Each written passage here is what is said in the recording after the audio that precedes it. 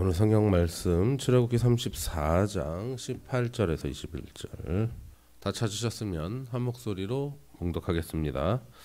너는 무교절을 지키되 내가 내게 명령한 대로 아비벌 그 절기에 이레 동안 무교병을 먹으라. 이는 내가 아비벌 애굽에서 나왔음이니라. 모든 첫 태생은 다 내 것이며 내 가축의 모든 처음 난 수컷인 소와 양도 다 그러하며 나귀의 첫 새끼는 어린 양으로 대속할 것이요 그렇게 하지 아니하려면 그 목을 꺾을 것이며 내 아들 중 장자는 다 대속할지며 빈손으로 내 얼굴을 보지 말지니라. 너는 엿새 동안 일하고 일곱째 날에는 쉴지니 밭갈 때에나 거둘 때에도 쉴지며. 아멘. 자, 우리가 출애굽기를 살펴보고 있는데요. 항상 우리가 출애굽기를 살펴볼 때 이 전체적으로 주제가 무엇에 대해서 이야기를 한다고 말씀을 드렸죠? 바로 구속. 예수 그리스도를 통한 그 하나님의 백성들을 구속한 그 구속의 내용을 통해서 우리가 이렇게 살펴보고 있는 중입니다. 지난번에도 이렇게 앞서서 여러 가지를 살펴보았고 모세와 하나님과의 교제 가운데서 살펴보았는데 오늘 본문 내용을 보면 사실 그 전에 읽었던 여러 살펴봤던 내용과는 왠지 관련성이 없어 보이는 것처럼 보이죠. 여러 가지 언약을 세우고 성막 짓고 새 언약 세우고 뭐 이런 것들 질투라는 나는 하나님이다라고 하나님을 다시 한번 소개하고 이런 얘기들을 하다가 갑자기 이제 절기에 대해서 이렇게 언급하는 것이 오늘 본문의 내용입니다. 여기에서 이제 하나님께서는 이스라엘에게 여러 가지 일들을 이렇게 제시를 하고 있었습니다. 그죠? 첫째로는 언급한 것이 여기에서 18절에 보니까 무교절에 관해서 언급을 하고 있죠. 다음은 짐승과 이스라엘 자손들의 초태생의 대속에 관해서 19절과 20절에서 이렇게 이야기하고 있습니다. 그 다음에는 안식일에 대해서 이야기를 21절에서 하고 있고요. 이에 이어서 이제 77절 이 다음에 나오는 내용이죠. 수장절에 대한 지시들이 22절과 24절에 이어서 나오고 있습니다. 그 다음에 하나님께 드리는 희생과 그리고 유교병이 아닌 무교병을 드릴 것을 이야기하고 있고 유월절의 희생을 또한 아침까지 두지 말 것에 관해서 지시를 하고 또 마지막에 바쳐라 라는 내용들 그리고 염소 새끼를 그 어미의 젖으로 삼지 말 것이다 라는 내용들 26절에 이렇게 계속해서 이어지고 있습니다. 자, 우리가 사실 몇 절 되지 않는 이 곳에서 최소 7가지 이상 여러 가지 이제 다른 일들을 하나님께서 이렇게 명하시고 있는 것을 확인할 수가 있습니다. 그렇다면 오늘 우리가 살펴볼 것이 무엇이냐? 바로 이러한 여러 가지를 언급하고 있는 일들이 어떻게 연결되고 또 어떤 통일성이 있기에 이렇게 기록되고 있는가라는 것을 우리가 살펴보고자 합니다. 그리고 이 질문에 대한 사실 대답은 이미 하나님께서 계속해서 언급해오고 있습니다.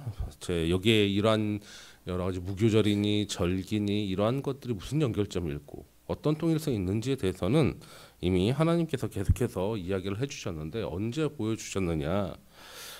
모세를 처음 부르실 때죠. 불붙는 떨기나무에서 모세를 부르실 때 하셨던 약속에 이미 나타나 있습니다. 거기에는 출애굽기 3장 22절이죠. 자, 거기에 보면 하나님께서 이르시되 내가 반드시 너와 함께 있으리라.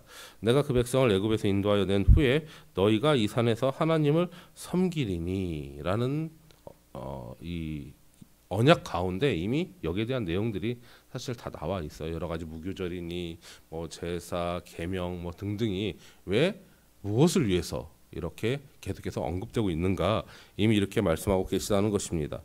이에 대한 결말을 살펴보면 출애굽기 19장 3절 4절에서 볼 수가 있는데 자, 하나님께서 뭐라고 부르셨다고요? 그 백성을 인도하여서 이 산에서 하나님을 섬기게 하겠다라고 하면서 모세를 부르셨다고 했잖아요. 자, 그때 모세가 이제 하나님 앞에 올라가니 여호와께서 산에서 그를 불러 말씀하시되 너는 이같이 야곱의 집에 말하고 이스라엘 백성들이죠. 야곱의 집이라는 건 그 자손들이니까요. 이스라엘 자손들에게 말하라. 내가 애굽 사람에게 어떻게 행하였음과 내가 어떻게 독수리 날개로 너희를 업어 내게로 인도하였음을 너희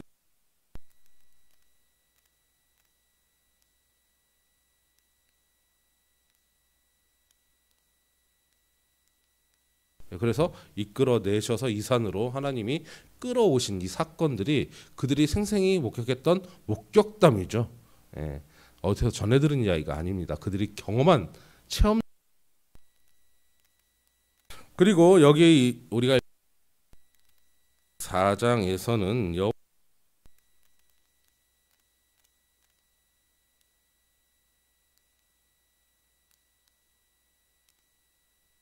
첫 번째는 그 위에 10가지 이제 10계명이 있죠. 두 돌판이 있고 그리고 그분 하나님께 순복하고 그분이 계시한 뜻에 순종하는 것이 바로 하나님께서 그의 백성에게 요구하시는 것입니다. 두 번째는 여호와께서 그의 백성을 통치하시는 일, 어떻게 통치하신다고 우리가 살펴보았죠. 자비로움과 은혜, 그죠? 그리고 오래 참으시고, 그죠? 이러한 원리들을 우리가 살펴보았습니다. 그러한 이러한 원리들을 하나님께서 알려주셨습니다. 세 번째로 이제 가나안 땅에 들어갔을 때 내용이에요. 그죠? 이방인에 대해서 그들의 종교, 그러니까 가나안에 있었던 종교나 그리고 16절에 나오지만 자폰, 서로 결혼하는 것, 이런 것들로부터 절대적으로 구별되어야 할 것을 하나님이 여기서 요구하고 계셨다는 것입니다. 우리가 알다시피 하나님의 자녀와 마귀의 자손들 사이에서 결코 같이 멍에를 맬 수 있나요, 없나요? 같이 맬 수 없는 것입니다.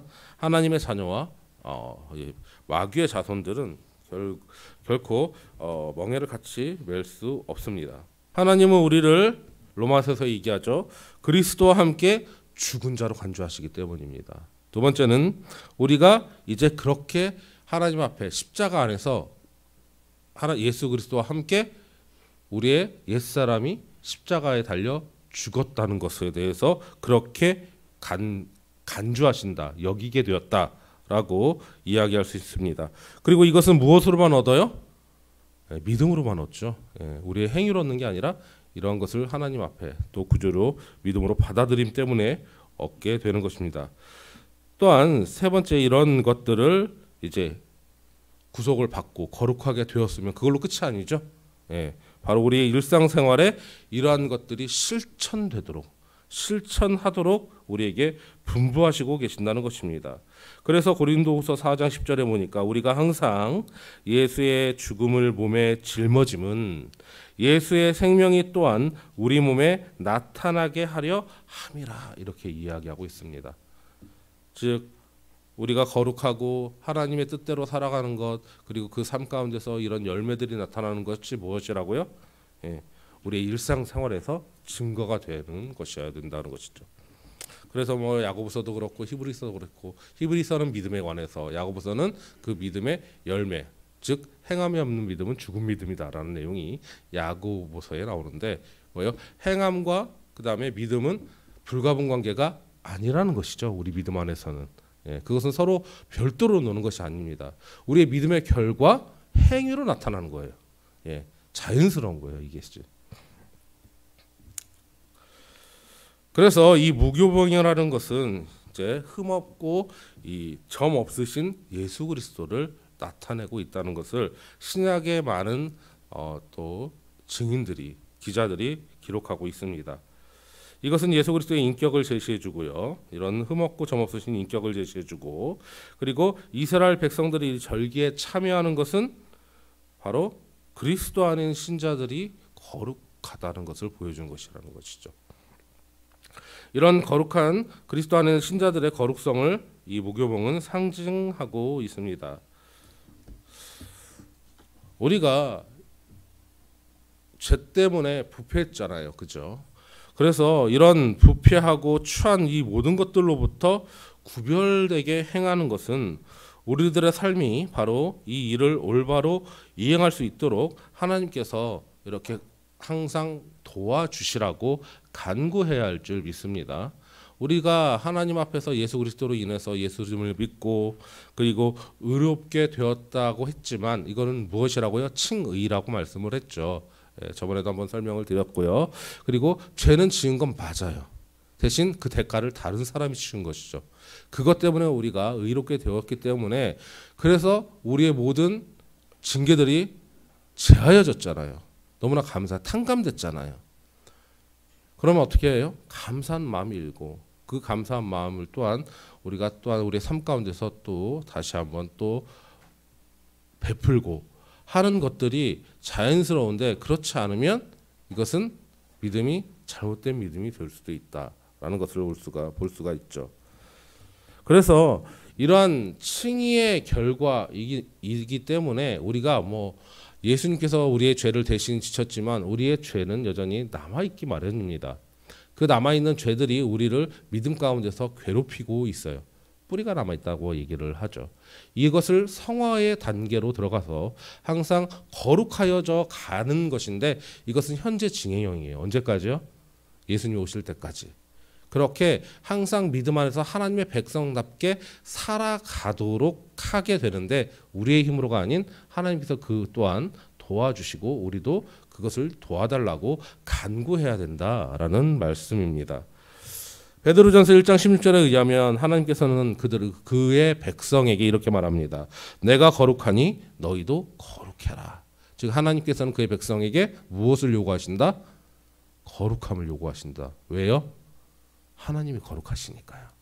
당연히 그의 백성이 거룩해야 되겠죠.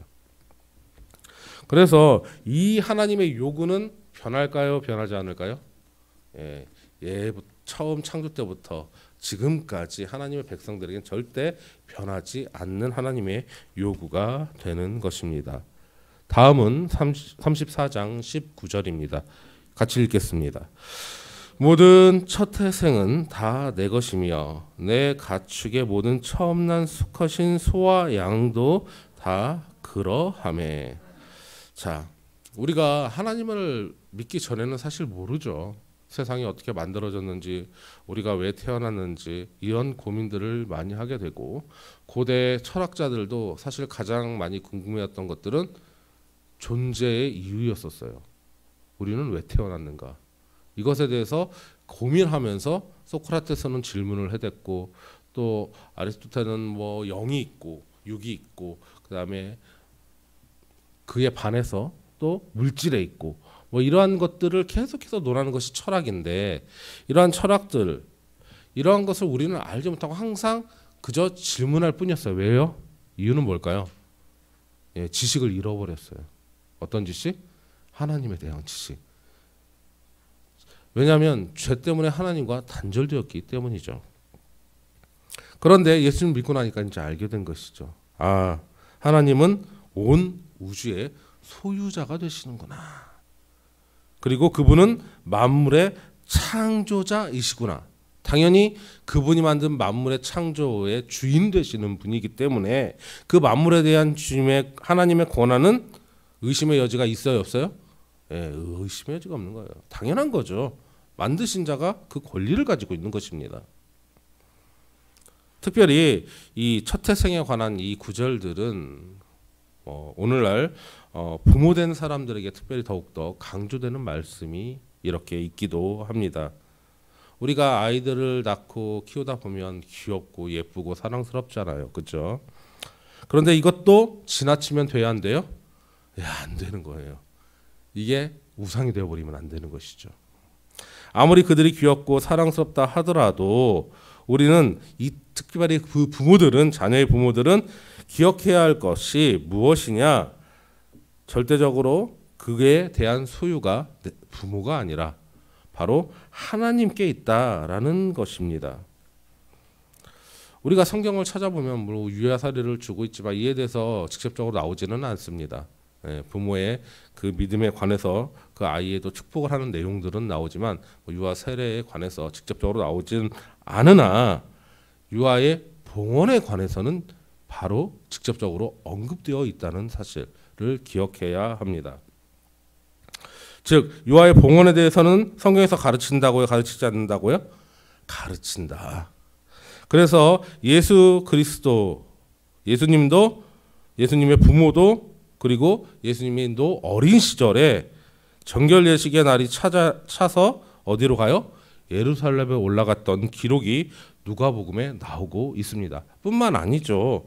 사무엘 또한, 그죠? 우리가 한나의 그 울음과 그 서름이 있었잖아요. 아이를 못 낳는 서름. 그렇게 하나님이 아랬더니 하나님이 주셨어요. 근데 먼저 어떻게 하나님께 기도했죠? 아이를 주시면 하나님께 바치겠습니다. 예, 이 봉헌이에요. 예. 그래서 어릴 때 젖대고 바로 이제 성전에서 자라게 만들잖아요. 그러면 아이를 봉헌한다는 것이 무엇입니까? 라고 우리가 생각해 봐야 하고 질문해 봐야 하겠죠. 아이를 봉헌한다고 성전에 바친다, 이런 얘기들이 우리가 성경에서 찾아볼 수 있는데, 이것은 그 아이가 내 것이 아니라 하나님께 속한 것이라는 사실을 우리가 의식적으로 시인하고 인정하는 것, 이것이 아이를 하나님께 드린다는 것입니다. 내 아이가 아니라 하나님께서 나에게 맡겨주신 하나님의 자녀라는 거예요.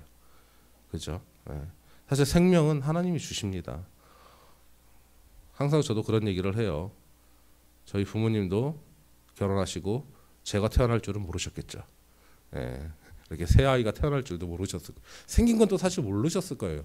지금 초음파로 봐도 사실 전 잘 모르겠더라고요. 네. 얼굴이 좀 처음에는 이제 퉁퉁 부어 있으니까 주름도 있고 좀 외계인 같았어요. 뱃속에 있을 때는. 그런 걸 보면 사실 어떻게 생긴지도 모르고 그저 하나님 주시면, 낳고 나면 아 이렇게 생겼구나, 아 얘가 누구를 닮았구나, 그때서야 아는 것이지, 그렇지 뱃속에 있을 때는 전혀 알 수가 없다는 것입니다. 즉 생명은 우리의 주권에서 벗어나 있는 거예요.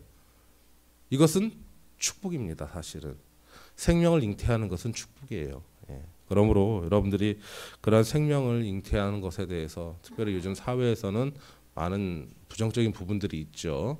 예, 뭐 결혼을 안 한다거나, 그리고 아이를 혹은 낳지 않는다는 거나, 혹은 뭐 이혼 가정들도 많기도 하고, 뭐 수많은 안 좋은 점들이 있긴 하지만, 어찌 됐든 어떤 환경이든 생명을 잉태하는 것은 축복이며 오직 누구의 주권이다?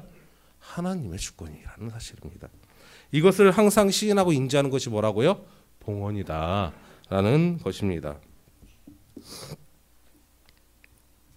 그래서 이런 우리 부모된 자들은 아이를 위한 모든 양육이나 훈련, 그리고 이런 과정을 우리가 해 나가는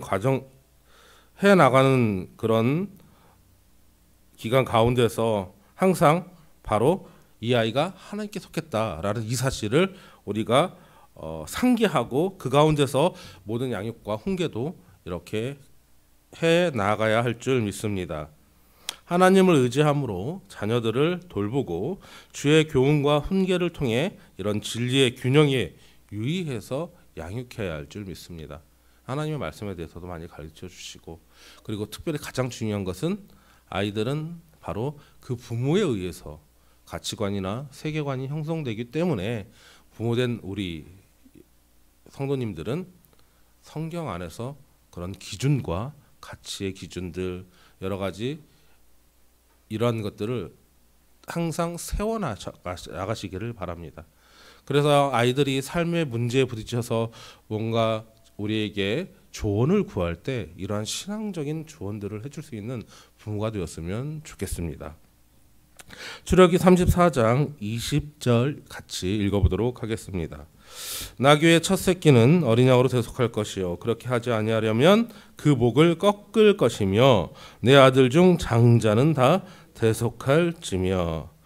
이 말씀은 실제로 사실 여기에 나온 것이 아니라 출애굽기 13장 13절에 이미 한번 나왔어요.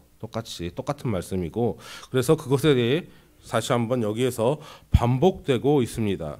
여기서 중요한 구절이 무엇이냐? 나귀의 첫 새끼는 어린 양으로 대속할 것이요 란 이 말이 상당히 중요한 의미를 가지고 있습니다. 이 말을 우리가 이 구절을 읽을 때 뭐 나귀의 첫 새끼는 어린 양 하는 순간 뭐가 떠오르죠? 출애굽할 때의 유월절이 떠오르는 거죠. 히브리인들의 장자가 이렇게 어린 양의 피로 인해서 속함을 받은 그날 밤, 그 유월절의 그 밤을 이렇게 생각나게 합니다. 그리고 여기에서는 하나님께서 그의 백성들을, 그리고 그의 백성의 구속에 관한 것을 이런 지금 나귀의 구속과 결부시키고 있는 것을 볼 수가 있습니다. 그래서 뭐라고 얘기해요? 다시 읽으면 그렇게 하지 않으면, 어린 양으로 대속하는데 그렇지 않으면 어떻게 한다고요? 목을 꺾을 것이며 라고 기록하고 있다는 것입니다. 이는 마치 이스라엘이 어린 양을 잡아 그 피를 뿌리지 않았으면 어떻게 됐을까요? 하나님의 그 말씀에 순종하지 않았으면 당연히 그들의 장자도 죽었겠죠.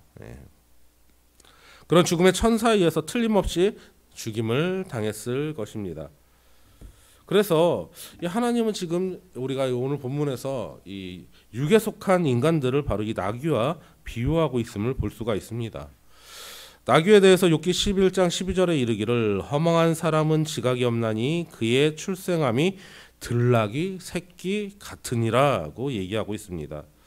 이 모세의 율법 아래에서 당나귀는 상당히 부정한 동물로 여겼습니다. 왜냐하면 그것은 되새김질을 하지 않거든요.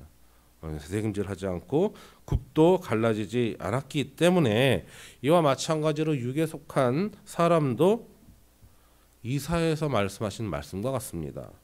무릇 우리는 다 부정한 자 같아서, 이사야서 64장 6절에 이렇게 이야기하고 있습니다. 나귀에 대해서 이러한 특징들이 성경에 여러 번 언급되고 있는데요. 여기는 이제 특별히 어리석은 짐승으로 종종 언급되고 완고함, 그리고 다루기 힘든 동물로 이렇게 표현되고 있습니다. 마치 타락하고 부패한 인간도 이와 마찬가지라고 이렇게 볼 수가 있겠죠. 그가 가진 이 타락한 인간들은 이성의 능력을 자랑합니다. 그래서 철학자 얘기했잖아요. 인간이 자기의 존재에 대해서 의문을 가지고 질문하는 세상의 유일한 동물 종족이에요. 다른 동물들은 나는 왜 태어났지 이런 고민 안 합니다. 그래서 이러한 이성에 대해서 매우 찬사를 올렸었어요. 그래서 예전에 철학자들도 이성이 가장 값지고 육체는 악하다, 이런 이원론적인 내용들을 또한 얘기하기도 했었습니다. 물론 이러한 것이 계속해서 철학적 흐름이 역사의 흐름 가운데서도 이어지고 있기 때문에 교회에서도 그러한 일들이 있었고, 그로 인해서 여러 가지 이단에 관련된 내용들이 정립되는 그러한 계기가 되기.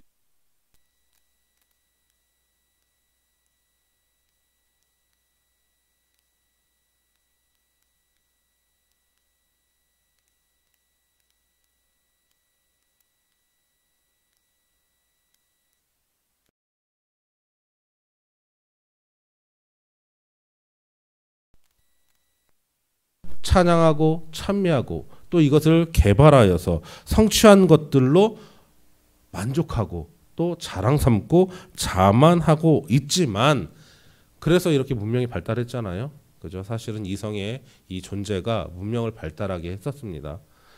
우리가 창세기에도 살펴보았지만 하나님의 백성과 하나님을 떠난 사람들의 이 문명의 차이가 확연히 드러나는 것을 볼 수가 있어요. 어디서 주로 문명이 많이 발달해요? 하나님의 백성이 아닌 누구의 자손? 가인의 자손들에게서 문명들이 발달하고 기술들이 발달합니다. 그래서 도심지도 그렇고 과학도 그렇고 이러한 이성의 연구의 결과고 고민의 결과예요, 사실은.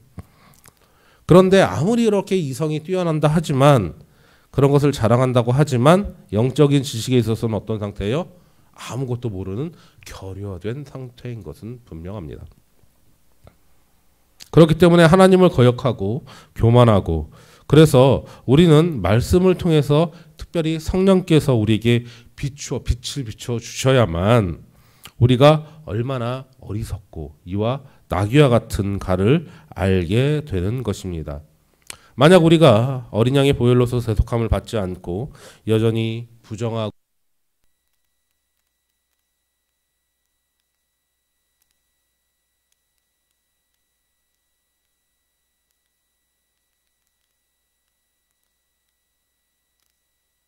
연약할 때에 께서 경건하지 않은 자를 위하여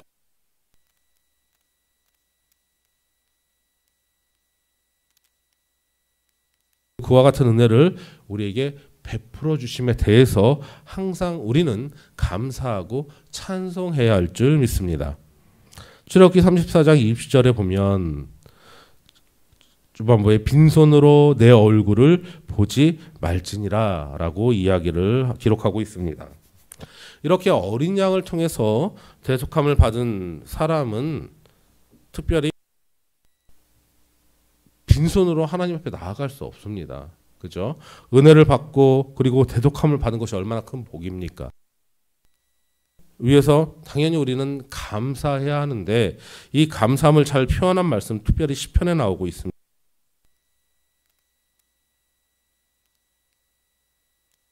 거룩한 이름을 송축하라. 마음뿐만이 아니라 찬양하라는 이 시편에요. 뭐 이런 구절이 제가 말 아니죠. 정말 수십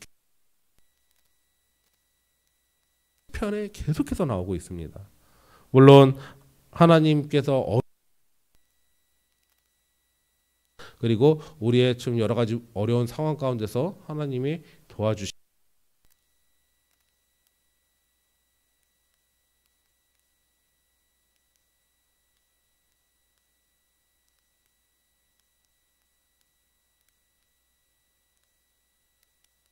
여전히 하나님은 도와주시고 그리고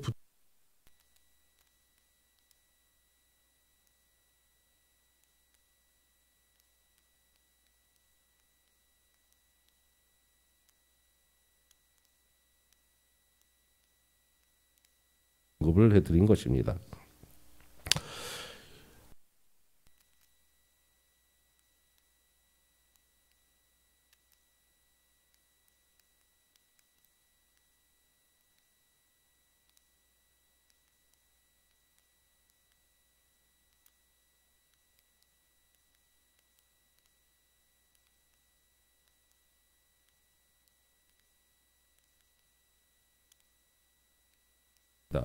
히브리서 13장 15절에 보니까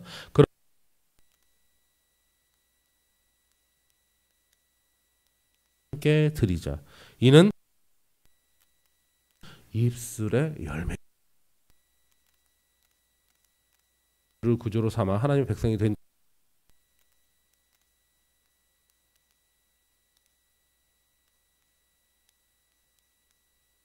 입술의 열매를 들고 나간다. 빈손으로 내 얼굴을 보지 말지니라. 이 말씀을 적극적인 형태로 표현하면은 이렇게 구속함을 받은 자들은 어떤 자들이다? 예배하는 자로 내 앞에 나와올 것이다 라는 말이에요. 예배란 무엇인가를 하나님께 드리는 것입니다. 구약에서 맨 먼저 언급된 예배의 내용에 대해서 가장 기본적이고 중심적인 사상은 순종입니다. 어디에서 나와요? 창세기 22장 5절. 바로 아브라함이 그 이삭을 하나님께서 지정하신 산으로 데리고 갈 그와 함께 저기 가서 예배하고 여기가 처음 나오는 데입니다. 우리가 너희에게로 돌아오리라 라고 창세기에서 이야기하고 있습니다. 이뿐만 아니죠. 신약 예배에 대해서 맨 먼저 기록한 것은 언제냐? 바로 마태복음 2장인데요. 박사들이 아기 예수께 예물을 바치는 장면에서 예배가 나옵니다.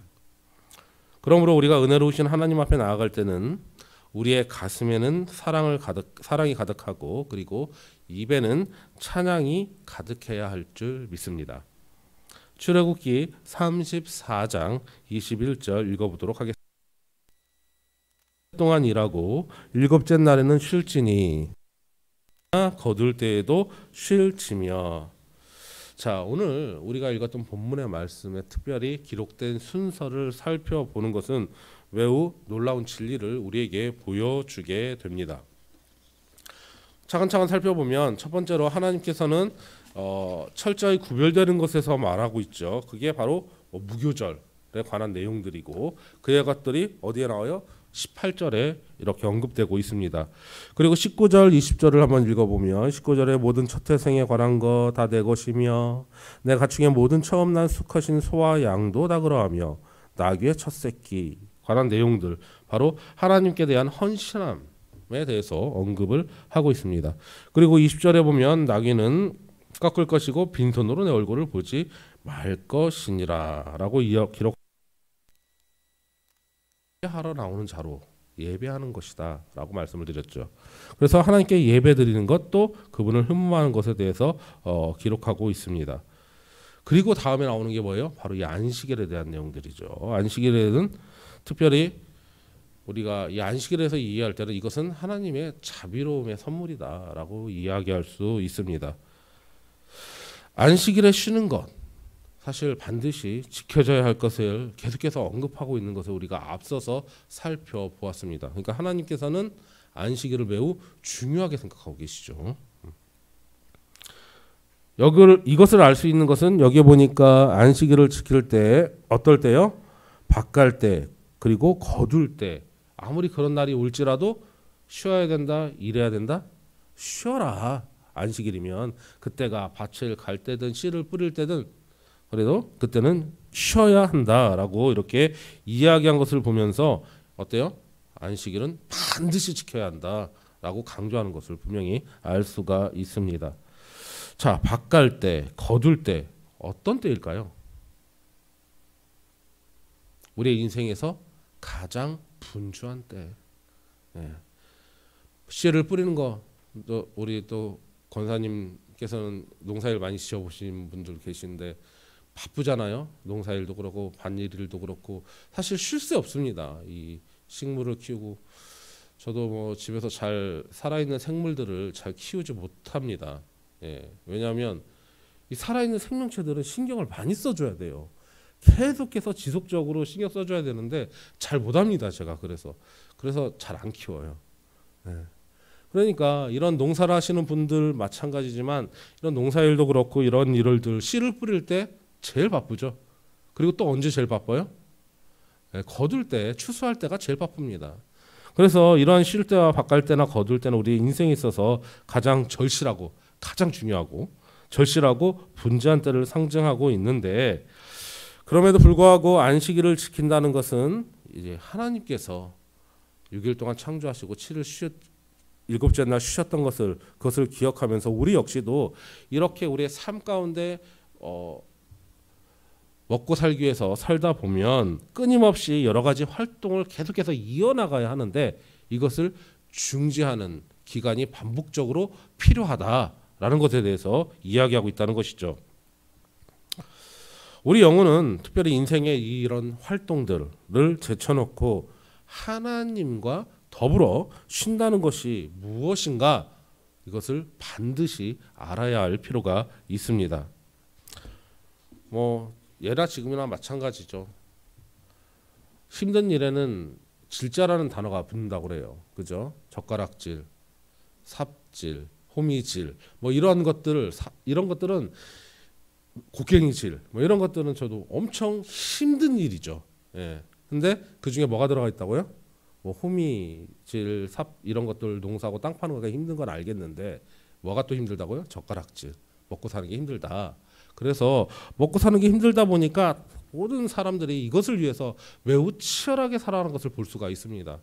좀 안타깝기도 해요. 물론 우리 특별히 청소년부 아이들도 우리나라 교육 체제가 이러한 것들을 위주로 이렇게 살아가기 때문에 좀 안타깝습니다. 공부하기 위해서 치열하게 경쟁해야 하는 것들이 많이 제가 볼 때도 가르치고 있지만 얼마나 힘들겠습니까? 그죠? 준환이도 그렇고 서현이도 그렇고 아직 학교도 안 들어가는 우리 주빈이도 하준이도 다들 이렇게 경쟁하고 무언가를 배우고 그것은 다 무엇 때문에 그렇게 배웁니까? 조금이라도 삶의 질이나 경제적인 여건들을 좀 높여보고자 그것을 위해서 시험도 치고 자격증도 보고 이런 것들을 만드는데 힘들어요. 끊임없이 배우고.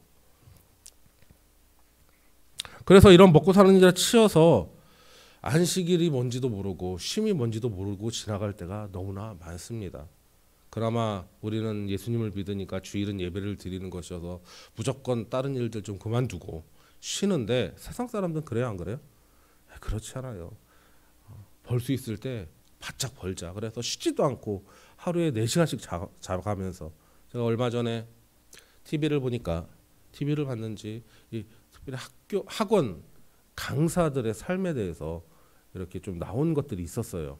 특별히 인기 강사들, 어디 강남 학원의 유명한 강사, 아이들 막 70명, 80명, 100명씩 몰려가지고 잘 들어가지 못하는 유명한 강사의 삶에 대해서 이렇게 찍은 것들 한번 본 적이 있는데 그 사람은 하루에 2시간에서 많이 자면 4시간이래요. 너무 힘들죠. 그렇게 해야 그 정도로 자고 해야만 그렇게 벌 수 있다는 거죠. 그래서 이 사람들의 그 목표가 무엇이냐? 이제 젊을 때 바짝 일해서 많이 벌고 빨리 그만두자 이거래요. 그만큼 힘든 거죠. 지금 코로나 시대도 그렇지만 선생님들도 마찬가지인 것 같습니다. 저희 또 함께가는 교회 성도들 중에서는 선생님으로 일하는 청년들도 있는데 거기다 학교 준비하는데 매우 힘들어하는 경우들을 많이 발견하게 됩니다. 그래서 사실 이렇게 살다 보면 이것이 노예와 뭐가 다를까 하는 생각을 해보게 돼요. 이스라엘 백성이 애굽에서 어떤 노예 종살이를 했잖아요. 노예로 살았을 때 그들에게 쉼이 있었을까요? 그들에게 쉼이 없었죠. 얼마나 힘들었으면 하나님께 이렇게 간구를 하고 하나님께서 그 시름소리를 들으시고 이렇게 표현하고 있습니까? 출애굽기 초반에. 예. 그들은 원래 노예들은 쉬는 날이 없어요.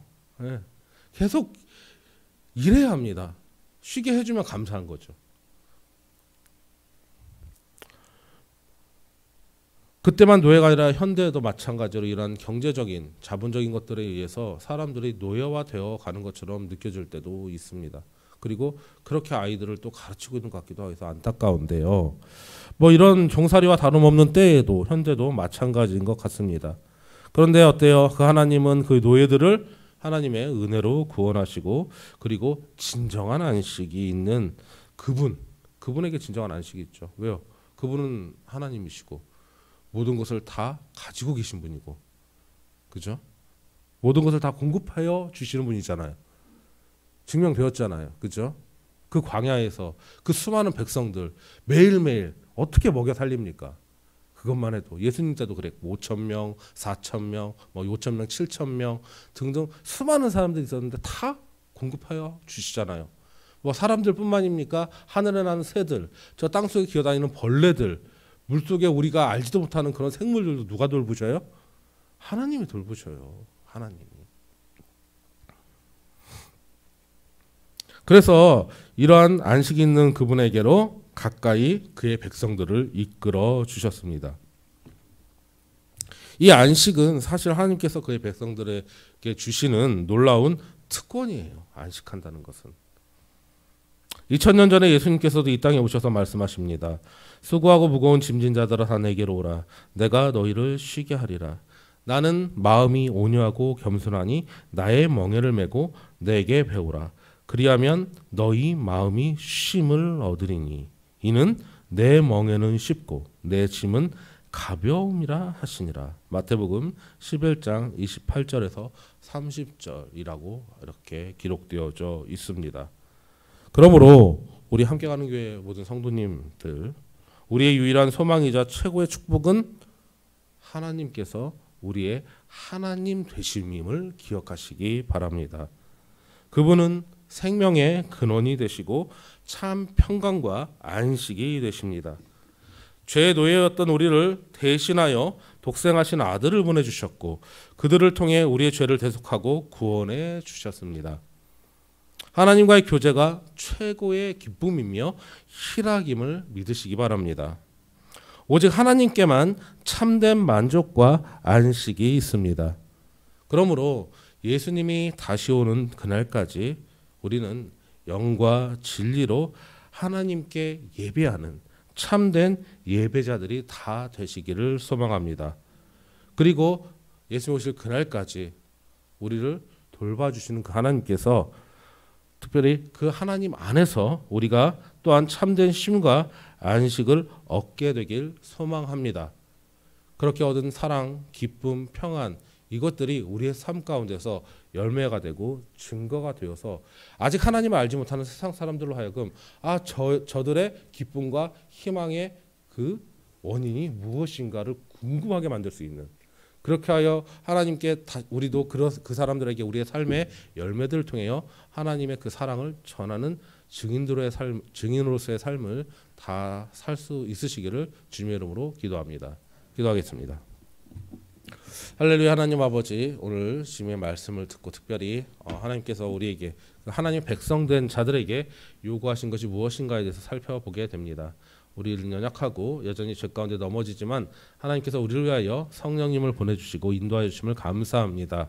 우리의 삶 가운데서 주님과 교제하며 누리는 참 기쁨과 평강을 또한 다른 사람에게도 전하는 주님의 귀한 증인으로의 삶을 살기에 부족함이 없도록 인도하여 주시옵소서. 예수님의 이름으로 기도합니다.